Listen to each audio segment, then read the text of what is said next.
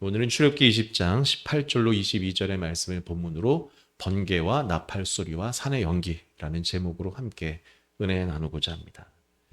오늘 귀한 주일에 이렇게 예배드리러 오셨는데 하나님을 만나시기에 축복합니다. 하나님을 만나되 더 깊이 만나고 예수님을 사랑하며 매일매일 성령님과 동행하는 아름다운 신앙의 삶을 살아가길 축복합니다. 매일 그렇게 살고 싶으시죠? 정말 하나님이 계시다면 지금 이 중에는 하나님이 계신지 안 계신지 모르는, 또 안 느껴지는, 사실은 안 믿어지는 분도 계실 수 있어요. 그렇다고 하나님 계셔 막 이렇게 한다고 믿어지는 건 아니잖아요. 그래서 정말 소망이 있다면 하나님을 크게 만날 수 있는 축복이 저와 여러분에게도 있기를 축복합니다. 하나님을 만나는 것도 저의 인생의 큰 주제였어요. 그래서 부흥회도 제가 초등학교 고학년일 때는 찾아다녔었어요. 부흥회를. 그래서 부흥 강사님들 말씀을 들으면 부흥에서 어떤 일들이 일어납니까? 어떤 사람은 기도 시간 되면 막 눈물을 흘리면서 기도하잖아요. 그러니까 저는 하나님을 만나면 눈물을 흘리나 보다. 근데 저는 눈물이 잘 안 났거든요. 또 어떤 분은 떼굴떼굴 구르기도 하고요. 막 쓰러지기도 하는 것도 본 적이 있어요. 하나님을 만나면 저렇게 쓰러지나 보다. 근데 제가 잘 안 쓰러지는 거예요. 눈물도 가끔 났던 기억이 나는데 그게 하나님을 만나는 건지는 잘 모르겠다. 그래서 어렸을 때 저는 하나님을 정말 만나는 게 뭐냐 이 고민을 많이 했고, 구원의 확신을 빨리 갖고 싶었고, 뭔가 그런 확정적인 경험을 하기를 원했습니다. 여러분은 어떻습니까? 하나님 만나셨습니까? 제가 이렇게 저도 성경 보고 좀 정리하기는 하나님을 만나는 큰 두 가지 모습이 있는 것 같아요. 저는 오늘 아침에도 그랬고 어제도 아침에 일어나서 소파에 앉아서 말씀을 읽고 눈을 감으면 하나님을 느낍니다. 여러분도 하나님 그렇게 성경을 볼 때 만나고 계십니까? 아멘이 그렇게 안 하신 것 같은데. 하나님을 매일 여러분 멀지 않습니다. 성경을 펴서 읽으시고 그리고 잠깐이어도 기도하시면서 여러분 그날 하나님의 인도하심을 구하고, 그리고 눈을 떴을 때에 여러분 아주 작은 미세한 하지만 영적인 변화가 있거든요. 영육혼이 하나라는 말은 무슨 말이냐? 성경을 읽는 그 자체가 생각의 변화 아닙니까? 생각의 변화, 마음의 변화 아니랍니까? 영적인 변화와 다 연결되어 있는 줄 믿으시기 바랍니다. 사실 히브리인들이 이걸 다 하나로 본 거예요. 그래서 성경을 보면 여러분 마음이 염려가 되고 불안하던 사람도 말씀 읽고 기도하면 평안이 오면 영적인 변화입니까? 아닙니까? 변화이고 체험이에요. 이러한 삶 속에 매일의 하나님과의 세미하지만 하나님의 세미한 음성을 듣고 삶을 살아가는 것도 하나님의 만남인 줄 믿으시길 축복합니다. 너무 중요합니다. 이걸 잃어버리면 우리의 삶에 늘 주님과 동행하는 것을 놓칠 수가 있어요. 주님과 함께 그렇게 살아가는 것도 여러분 중요한 하나님과 만남입니다. 그런데 또 성경을 잘 보면요, 하나님을 우리 인생의 어느 특별한 순간에 정말로 크게 만나는 일이 있어요. 하나님을 잊을 수 없는 큰 경험 가운데 정말로 온몸이 떨리듯 또 하나님 앞에 그 임재 앞에 엎드러지듯 그렇게 만나는, 잊을 수 없는, 매일매일 물론 하나님을 만났지만 그때에 정말 하나님을 내가 만났어 라고 고백하게 되는 큰 변화가 나의 삶에 있게 됩니다. 여러분 그런 하나님과의 깊은 큰 만남도 있기를 축복합니다. 근데 그러한 만남이 성경의 대표적인 구절이 어디입니까? 신약 성경에 보면 사도행전에 오순절 날이 왔을 때 성령이 부인할 수 없을 만큼 급하고 강한 바람 소리처럼 불의 혀같이 갈라지는 것들이 사람들에게 임하는 것이 보이면서 성령 받은 사람들이 너무 뜨거워서 어쩔 수 없어서 막 견딜 수 없어서 베드로는 일어나서 말씀을 전했는데 이전과는 완전히 다른 말씀. 그래서 막 5,000명, 3,000명이 회심하고 변화되는 놀라운 역사. 그래서 공동체가 함께 성령을 뜨겁게 경험하게 되는 하나님과의 큰 경험의 만남도 성경에 분명히 있습니다. 그러면서 또 하나의 저는 큰 하나님과의 깊은 만남이 성경에 어디 있냐? 오늘 우리가 읽은 이 본문이에요. 하나님과의 깊은 만남. 공동체가 함께 체험하는 뜨거운 만남. 저와 여러분도 인생을 살아가면서 하나님과 이런 뜨거운 만남이 있기를 축복합니다. 잊을 수 없는, 그래서 나의 삶이 완전히 변하게 되는 그 하나님과의 만남. 정말 사모하고요. 정말 저와 여러분도 경험하기 원하는데, 그러면 성경이 말하고 있는 그 하나님과의 특별한 큰 만남, 그것은 과연 무엇을 말하는가?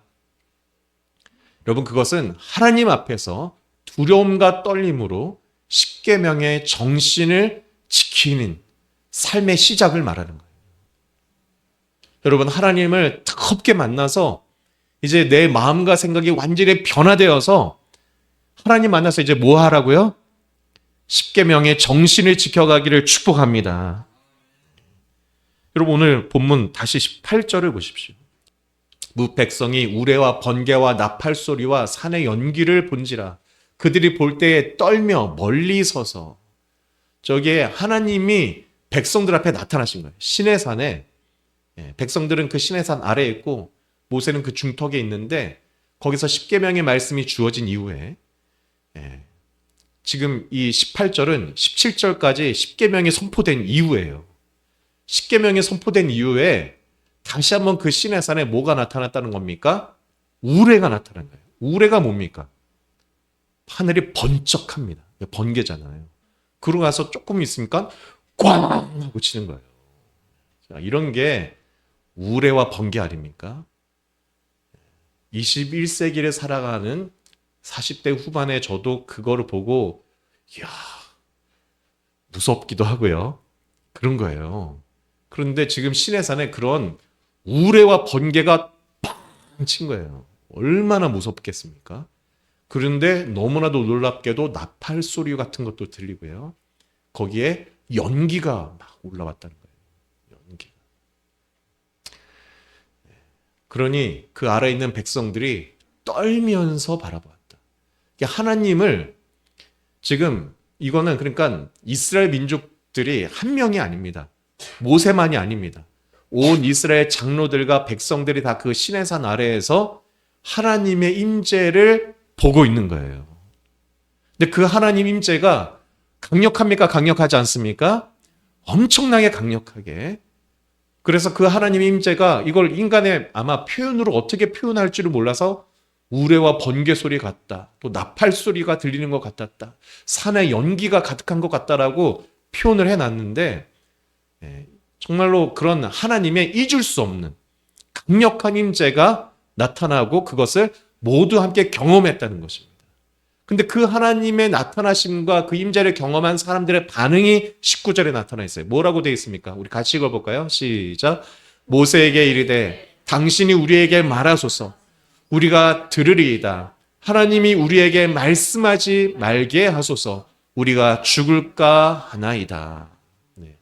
그러니까 그 하나님의 광대한 임재 앞에 두려움이 찾아온 거예요. 어느 정도로 두려움이 왔냐? 야, 죽을지도 모르겠구나 라는 그런 두려움이 오게 되는 겁니다. 여러분, 이렇게 하나님의 임재를 경험한 적이 있으십니까?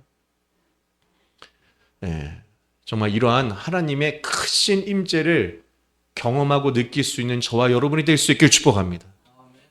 우리가 이렇게 아멘을 하면, 근데 목사님 저는 밋밋한데요, 이럴 수 있어요.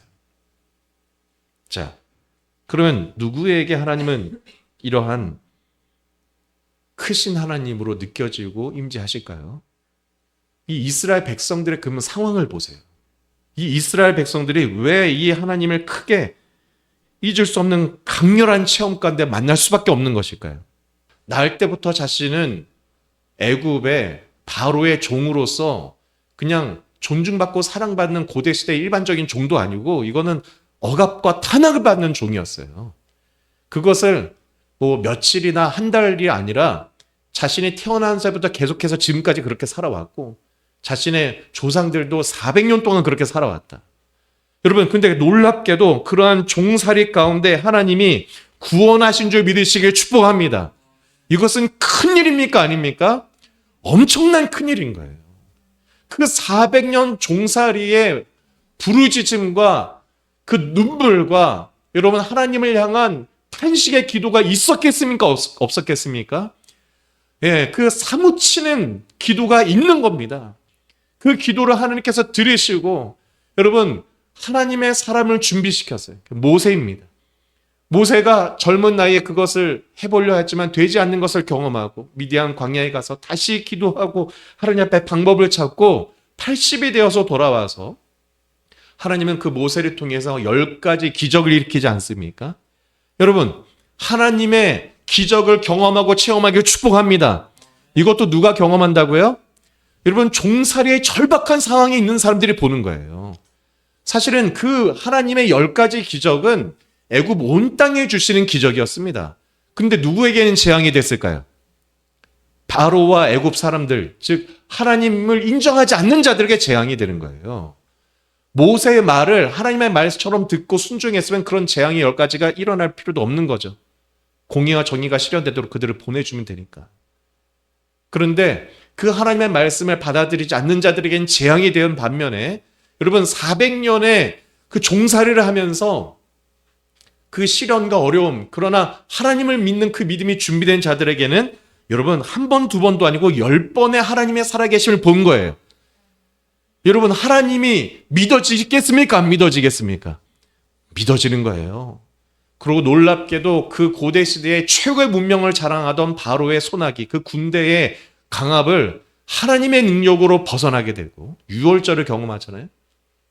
죽음이 하나님의 말씀에 순종해서 문설주의 피를, 양의 피를 바른 곳은 넘어가. 하나님 살아계심을 경험합니까? 안 합니까? 믿음이 막 점점 쌓이는 거예요. 그러더니 홍해에서는 홍해가 갈라졌습니다. 구원 경험과 체험을 한 것입니다. 여러분 홍해의 하나님을 경험한 이스라엘 민족들에게 믿음이 성장하지 않았겠습니까?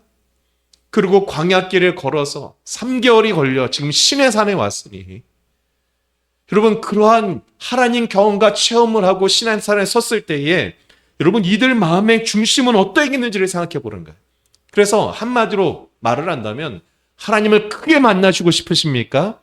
하나님을 정말 경험하고 싶으십니까? 여러분 자신의 인생을 치열하게 살아가시길 축복합니다.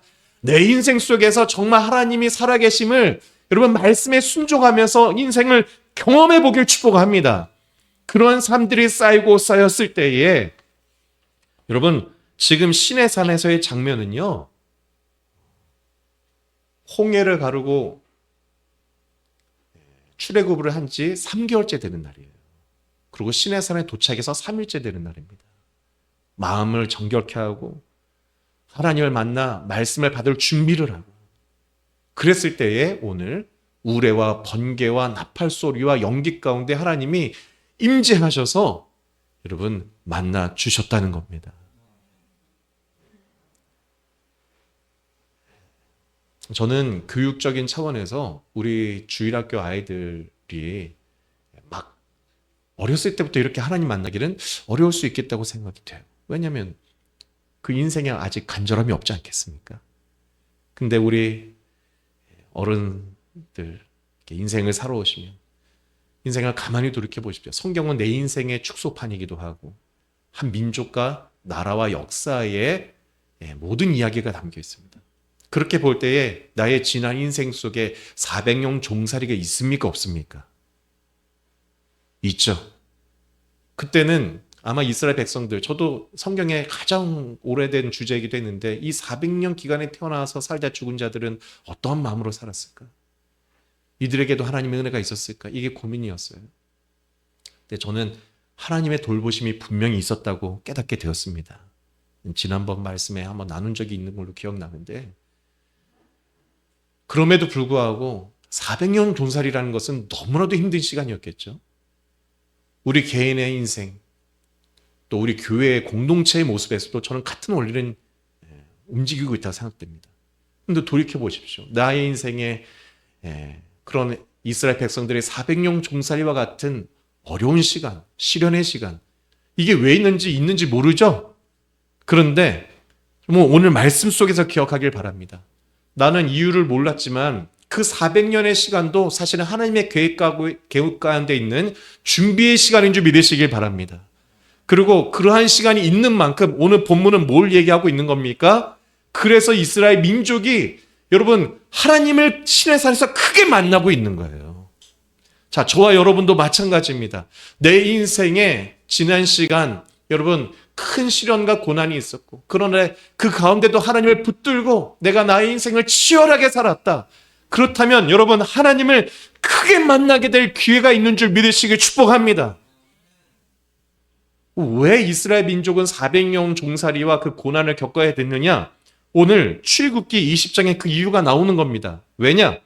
민족적으로 그러한 시련과 고난을 겪어 여러분 종살이, 폭압적인 탄압을 받는, 정의와 공의가 없는 탄압을 받는 그런 삶을 한 개인이 아니라 민족이 400년 동안 받았다면 이들의 마음속에 정의로운 세상, 하나님의 공의와 평화가 정의가 자유롭게 모든 사람에게 기회가 주어지는 그런 나라에 대한 열망이 있겠습니까? 없겠습니까? 그런 열망이 막 생기는 거예요.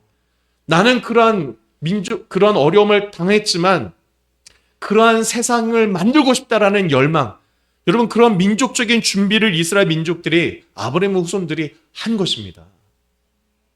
하나님의 뜻 가운데 그 400년의 준비 기간이 있었던 거예요. 그리고 오늘 그 종살이에서 하나님이 모세와 함께 이스라엘 백성들을 건져내시고 이제 이 백성들에게 뭘 주셨다는 겁니까? 십계명을 줬어요. 그러니까 십계명은 그냥 어떤 종교의 규율이나 교리 정도가 아니라 무엇을 말하는 것입니까? 새로운 삶을, 이 종살이하던 사람들에게 이제 너희는 새로운 삶을 반드시 살아야 된다는 겁니다. 근데 어느 정도로 살아야 되느냐? 하나님을 만난 그 경험을, 그 힘을 바탕으로 새로운 삶을 살아야 한다고 하는 거예요.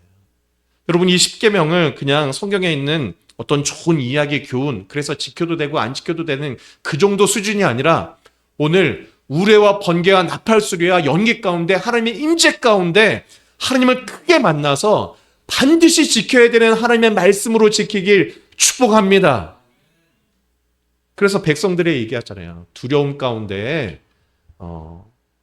모세를 통해서 듣기 원합니다. 그랬더니 20절에 모세가 뭐라고 얘기하느냐? 20절 보십시오. 모세가 백성에게 이르되 두려워하지 말라. 하나님이 임하심은, 우리 다 함께 읽습니다. 시작. 너희를 시험하고 너희로 경외하여 범죄하지 않게 하려 하심이니라. 이제 너희로 새 사람이 되게 하려고 내가 이렇게 우레와 번개와 나팔소리와 연기 가운데 만나주는 거야. 내가 너희들에게 새로운 하나님의 말씀을 주고 너희들 진짜 변화된 새 삶을, 새로운 하나님 나라에서 아름답게 살라고 이렇게 너희들에게 강력하게 만나주는 거예요.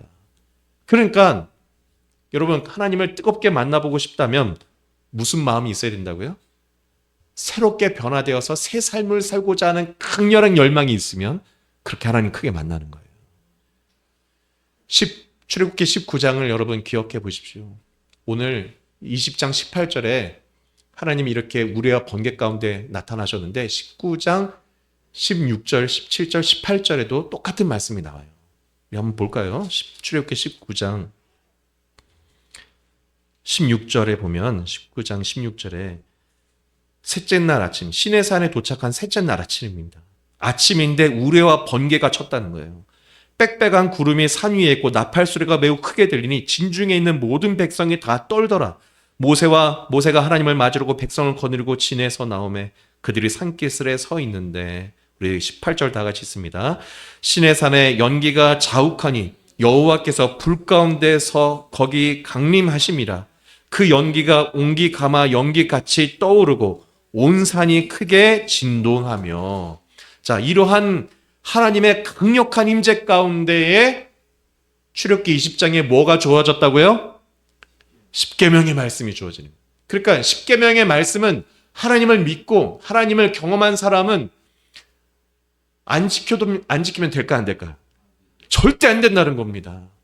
하나님을 내가 부인할 수 없는 큰 경험 가운데 만났다면 반드시 지키라고 하나님이 하나님 체험을 통해서 주시는 말씀이 십계명이고, 그 십계명의 말씀이 17절에 끝나고 다시 18절에 하나님의 번개와 우리와 나팔소리의 연기 가운데 또다시 말씀하시는 거예요. 그래서 왜 이렇게 말씀하시냐? 20절에 너희를 시험하고 너희를 경외하게 하여서 범죄하지 않게 하려고 하는 거예요. 그러니까 십계명의 정신을 지키지 않는 게 죄인 겁니다. 여러분, 회개하라고 하면 보통 하나님 어제 거짓말했어요. 또 남편한테 좀 짜증냈어요. 엄마한테 거짓말했어요. 이런 거를 회개라고 생각하는데 그건 회개의 아주 일부분입니다. 회개란 뭡니까? 사람이 삶을 살아가는 생활 어떤 방향, 나의 인생의 어떤 가치관, 중요시하는 걸 바꾸겠다는 얘기예요. 나의 삶의 어떤 시스템을, 나의 습관을 완전히 근본적으로 뭔가 바꾸겠다라는 게 회개입니다. 그러면 400년 동안 종살이하고 애굽의 방식을 살고 바로의 지시대로 살던 사람들이 이제 회개해서 여기 범죄하지 않게 한다고 지금 하나님께서 만나 주시는 거라는데 뭐가 바뀌어지는 거겠습니까? 십계명을 지키는 게 삶의 변화인 줄 믿으시기 축복합니다. 그리고 십계명 이후에 이번 주에 우리가 읽었던 이제 20장, 21장, 22, 23장까지의 말씀이 계약 법전의 내용이에요. 법들의 얘기가 나오는 겁니다. 이 법들을 어느 정도로 지켜야 되느냐? 우리가 하나님을 믿는 만큼 지켜야 된다는 얘기예요.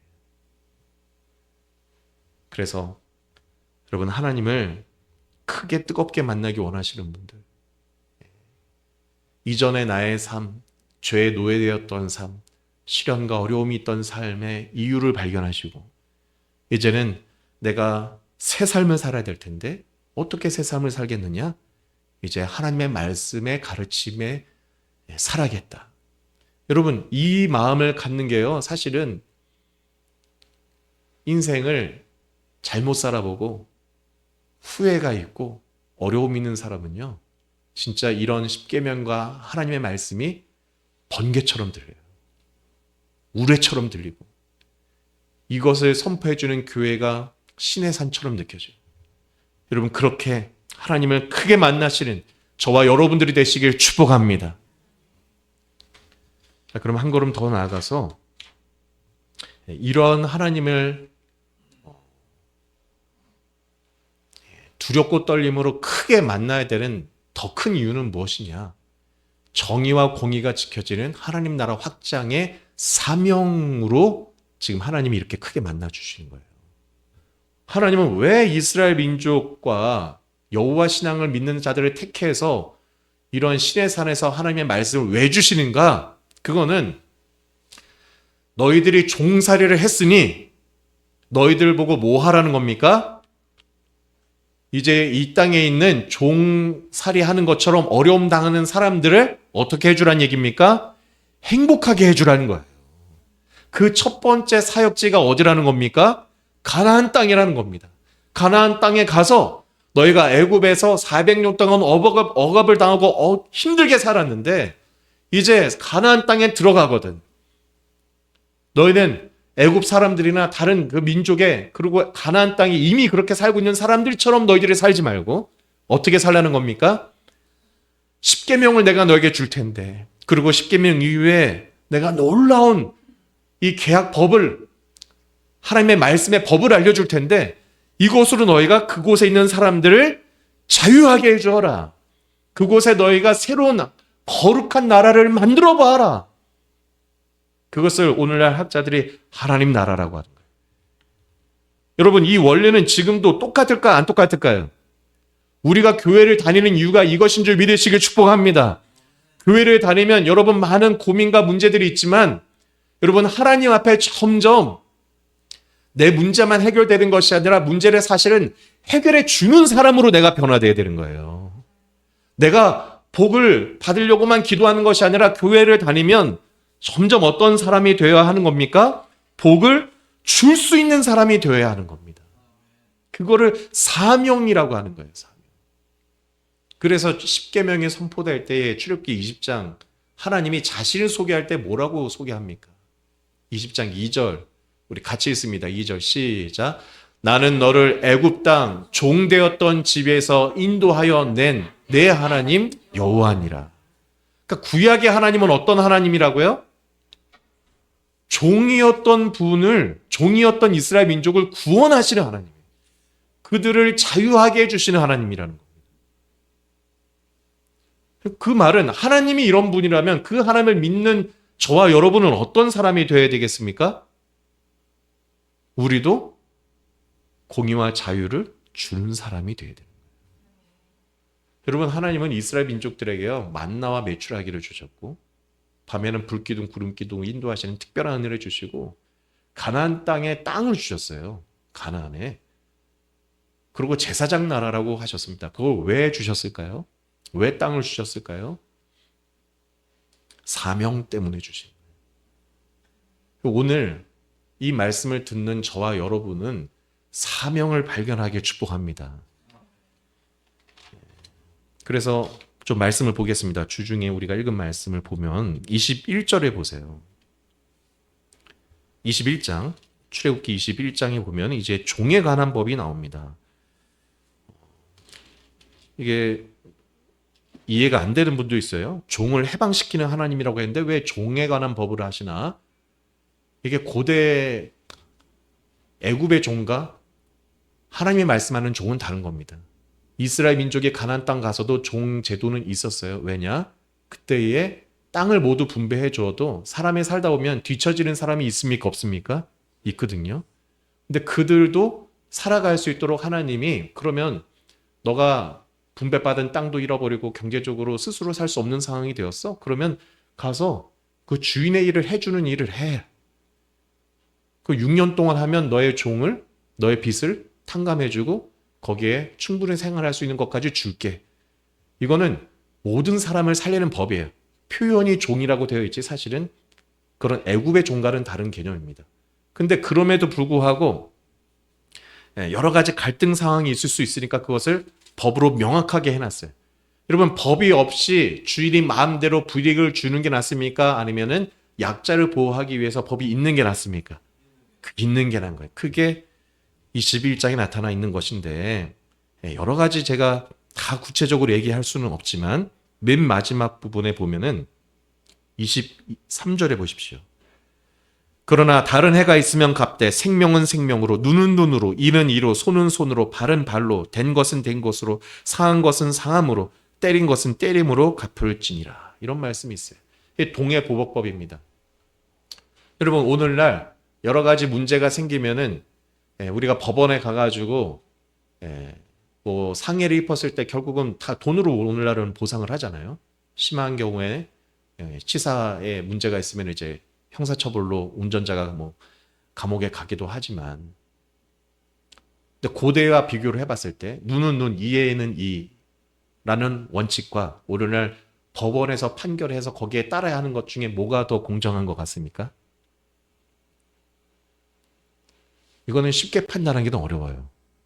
오늘날에도 법원 판결 중에 부당하다고 생각되는 것들이 있습니까? 없습니까? 많거든요. 그런 것들이 지금 뉴스에 많이 나고 있고. 그런데 어떻게 보면은 성경은 이게 무섭게도 보이죠? 손을 상했으면 네 손도 상하게 하고 눈을 상하게 했으면 네 눈도 뽑고. 그런데 이것은 뭘 얘기하느냐? 첫째는 공정해야 된다는 얘기예요. 여러분, 하나님은 공의의 하나님이신 줄 믿으시기 바랍니다. 고대 시대에 할 수 있는 최고의 공정에 담은 표현이고, 또 무엇을 담고 있는 것이냐? 이러한 법이 있으면 과하게 복수할 수 있을까요? 없을까요? 없어요. 여러분, 보통의 사람은요, 이거 안 합니다. 만약에 아무 보복도 받지 않고 아무 제재도 없다. 그래서 네가 복수할 수 있어. 너에게 해를 가한 사람에게 복수할 수 있어라고 한다면, 만약에 내 눈을 상하게 한 그 사람에게 가서 뭘 할까요? 많은 사람에게 질문을 해봤대요. 그랬을 때 대부분 눈을 상하게 할 뿐만 아니라 두 쪽 눈을 다 상하게 하든지 아니면 눈 하나에 대해 귀를 더 상하게 한다든지. 왜냐? 자신이 겪은 거는 분이 크다는 얘기예요. 그런데 하나님은 그러한 과한 복수를 못하도록 만들어 놓은 거예요. 그러니까 이거는 굉장한 고대 시대에 여러분 서로를 지켜주는 놀라운 법인 것을 보여주고 있는 것입니다. 그러니까 오늘날 제가 계속 얘기합니다. 십계명도 문자 그대로 지킬 수 있습니까? 없습니까? 없어요. 하지만 제가 얘기했습니다. 십계명의 그 정신을 지키시기 바랍니다. 그 이후에 계약 법전으로 나와 있는 출애굽기 21장, 22, 23장의 내용들도 오늘날 우리 사회에서는 지킬 수 없지만 그 정신을 지키길 축복합니다. 마태복음 25장에 가면요, 마지막 때에 어떤 일이 일어나는지를 설명하고 있습니다. 그런데 그 심판에 대해서, 마지막 날 있을 날에 대해서 하나님께서 쭉 다 얘기하신 다음에 25장 32절에 가면은 내가 양과 염소를 구분한다. 그때에 복을 받을 자들은 따로 내가 모을 텐데 어떤 자들이 복을 받는 자들이냐, 어떤 자들이 양이냐, 내가 줄일 때에 먹을 것을 준 사람, 목마를 때 마시게 한 사람, 벗었을 때 옷을 준 사람, 그들이 양이고 내가 마지막 심판할 때에 영생에 들어갈 자들이다라고 얘기해. 그랬더니, 그래서 막 너희들 이리로 와라 했더니 사람들이 제가 언제 예수님을 그렇게 섬겼습니까? 그러자 25장 40절에 이렇게 임금이 얘기합니다. 제가 읽어보겠습니다. 임금이 대답하여 이르시되 내가 진실로 너에게 이르노니 너희가 여기 내 형제 중에 지극히 작은 자 하나에게 한 것이 곧 내게 한 것이라 하시고, 그리고 46절에 그들은 영벌에 의인들은 영생에 들어가리라 하시니라 되어 있어요. 여러분, 이 시기는 예수님이 아직 십자가에 죽으시고 부활하시기 전입니다. 우리는 오해할 때가 있어요. 교리적으로 죽기 전에 그냥 예수님 영접하면, 예수를 믿는다고 기도만 하면 천국 가는 거 아니야? 예수님은 여러분 복음서에 명확하게 누가 영생을 얻고 부활의 영원한 삶을 살게 되는지를 명확하게 얘기해 놓으셨습니다. 왜 이렇게 얘기하셨습니까? 줄인 자에게 먹이고 벗은 자에게 옷을 입히고. 왜요? 아까 우리가 읽었던 출애굽기 22장의 말씀, 그 율법을 지키는 자를 얘기하는 거예요. 고아와 과부를 돌봐라. 너희가 옷을 저당 잡혔으면 그럼 다시 해가 떨어지면 옷을 갖다 주라는 거예요. 왜냐하면 이스라엘 백성들에게 옷은, 근데 그 겉옷이 밤에는 그 중동 지역에 해가 떨어지면 추워지는데 이불입니다. 이불. 잠을 못 자면 다음날 일을 못 하잖아요. 돌려주라는 얘기입니다. 즉 성경은 뭘 얘기하고 있습니까? 왜 하나님은 우레와 천둥과 번개 소리 가운데 십계명과 오늘 이런 얘기를 하시는 거예요. 고아와 과부 돌보고 어려운 사들은 정말 보호해줘라. 왜냐? 그렇게 살아가는 나라를 너희가 만들어야 이 세상을 영생을 주고 구원할 수 있기 때문인 줄 믿으시기 바랍니다. 여러분, 성경의 구원은 죽어서 가는 것만이 아니에요. 영원히 사는 것도 분명히 있습니다. 그런데 이 땅에 이러한 하나님 나라를 만들어야 되는 줄 믿습니다. 그러한 구원을 이루려면은 하나님 믿는 사람들의 실제 변화가 일어나야 되는 거예요. 그 변화의 모습이 뭐냐? 십계명의 정신과 율법의 정신을 지키는 것이고, 예수님도 동일하게 말씀해 주신 거예요. 그러면 이 말씀을 들은 우리 특별히 학생들, 여러분 시험 기간에 뭐라고 기도해야 되겠습니까?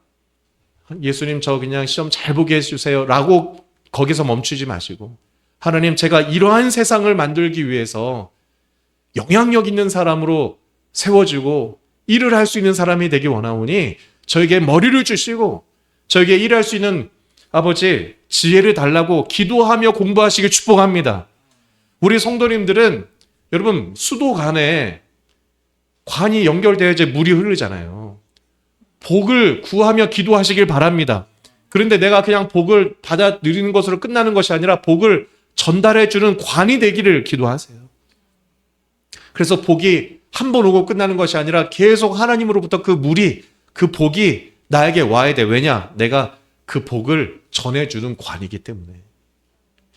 수도관이 여러분 곳곳에 가야 논밭에 식물도 자라고 사람들이 물을 마시지 않습니까?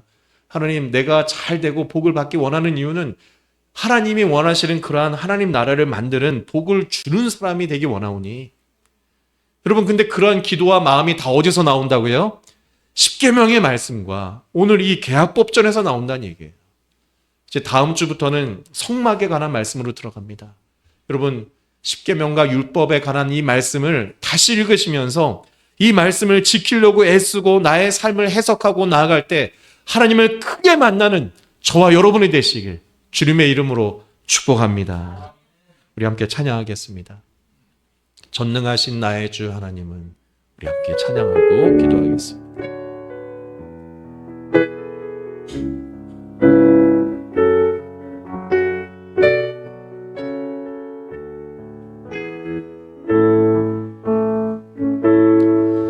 전능하신 나의 주 하나님은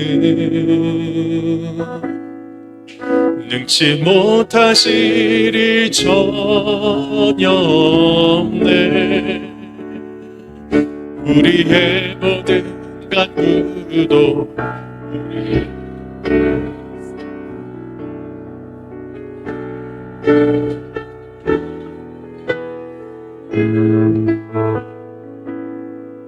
신실하신 나의 주 하나님은 우리의 모든 괴로움 바꿀 수 있네. 불가능한 일을 하시고 죽은 자를 일으키시니 그를 이길 자 아무도 없네. 주의 말씀 의지하여 깊은 곳에 금을 던져 오늘 그가 놀라운 일을 이루시는 것 보라. 주의 말씀 의지하여 믿음으로 금을 던져 믿는 자에게 능치 못함 없네. 주의 말씀 의지하여 주의 말씀 의지하여 믿음으로 금을 던져 오늘 그가 놀라운 일을 이루시는 것 보라. 주의 말씀 의지하여 믿음으로 금을 던져 믿는 자에게 능치 못함 없네. 아멘. 우리 함께 기도하겠습니다. 여러분, 우리 교회가 이제 1년이 되었고 우리가 창세기부터 이제 출애굽기 10계명까지 왔습니다. 뭘 해야 합니까? 하나님, 저도 특별한 체험이 있으면 좋겠어요. 떼굴떼굴 구르든 환상을 보든 어떤 은사도 경험했으면 좋겠어요. 여러분, 그게 목표가 아니라 여러분, 정신과 생각이 바뀌는 것이 하나님 만나는 겁니다. 옛날에 400년 종살이하던 그 습성과 죄악의 모습과 잘못된 가치관들을 버리고 이제 하나님이 주시는 새로운 가치관, 새로운 삶의 기준, 여러분 10계명과 율법의 가르침, 여러분 그것이 제가 여러분에게 나누고 있는 하나님의 말씀입니다. 그 말씀을 소중하게 여기고 나의 생각과 나의 경험으로 자꾸 말하고 판단하려 하지 마시고 다시 한번 좀 돌이켜보고 여러분 우리가 새로운 삶을 살려고 한다면 여러분 하나님은 그 가운데 크게 만나주실 것입니다. 이스라엘 민족이 여러분 가나안 땅에 놀라운 하나님의 은혜를 경험하면서 기적 가운데 들어가고 땅을 얻습니다. 우리가 다 가나안의 삶을 소망하고 새로운 변화를 원할 텐데 여러분 내 심령의 변화가 일어날 때 그런 것이 따라오는 겁니다. 하나님 그러한 변화가 나에게도 있게 해달라고, 그렇게 하나님 크게 만나게 해달라고 우리 주님의 이름 한번 간절히 부르고 기도하겠습니다. 주여! 사랑과 은혜가 많으신 하나님 아버지 하나님, 우리 모든 성도들이 번개 가운데, 우리 가운데, 번개 가운데, 불 가운데에 뜨겁게 하나님을 경험하는 인생이 될 수 있게 원합니다. 아버지, 누가 그런 하나님을 크게 만나고 아버지 그 하나님 크신 하나님의 능력의 손에 붙들려서 아버지 살아갈 수 있습니까? 새로운 삶을 살아보려고 하는 자, 아버지 지난 나의 400년 종살이와 같았던 어려운 시기, 아버지 그것을 말씀으로 바로 해석하고 아버지 하나님의 말씀을 기준 삼아서 이제는 새롭게 살아보겠습니다. 이제는 가나안의 새로운 인생을 살아보겠습니다 하는 자들에게 신의 산에서 그들을 불러 모아 아버지 크신 하나님으로 만나주신 하나님, 아버지 우리도 그런 하나님을 만나게 해주십시오. 오순절의 성령의 체험과 같은 같은 하나님 경험하게 하여 주십시오. 아버지 하나님, 그 은혜와 경험으로 새 삶으로 향해 변화된 모습으로 새 인생 살아볼 수 있도록 도와주십시오. 아버지, 은혜 내려주십시오. 하나님, 축복하여 주십시오. 아버지, 그런 은혜가 우리의 성도들의 가정 속에 나타나게 해주시고, 우리 성도들의 사업장과 일하는 곳들, 아버지, 만나는 사람들과 관계 속, 가족들 속에, 아버지 하나님, 자녀들과 남편과 아내와의 관계 속에 일어나도록 은혜 내려주시고 축복하여 주시옵소서. 하나님, 애굽의 그 종살이에서 이제 자유한 하나님의 백성으로 새롭게 불러주셨지만 여전히 원망하고 불평하던 이 이스라엘 백성들에게 하나님은 말씀을 주셨습니다. 율법과 앞으로 지켜야 될 십계명의 계약 법들을, 구체적인 적용점들까지도 알려주셨는데 아버지, 이스라엘 백성들이 여전히 그 말씀을 잊어버리고 여전히 자신의 판단과 기준으로 불평하며 살았을 때에 가나안을 잃어버렸던 모습을 우리는 성경에서 봅니다. 하나님, 내 인생에 하나님이 주시는 그 가나안을 누리고 전능하신 하나님의 그 놀라운 하시는 일들을 보는, 아버지, 경험하는 그 크신 하나님을 체험하는 아버지, 복된 인생 되게 하여 주시옵소서. 복된 가정, 아버지, 복된 삶이 되기 원하되 아버지, 더 중요한 것, 복을 주는 그러한 사람이 되게 해 주십시오. 하나님 나라를 확장하기 위해서 복을 실어주고 복을 줄 수 있는 하나님의 사람들이 되게 하여 주시옵소서. 이제는 우리 주 예수 그리스도의 은혜와 하나님 나라 아버지의 무한하신 사랑과 성령님의 내주 축복 인도하시는 은혜가 오늘 말씀을 듣고 돌아가는 모든 성도들 머리 위에 이제부터 영원까지 함께 있을지어다. 아멘.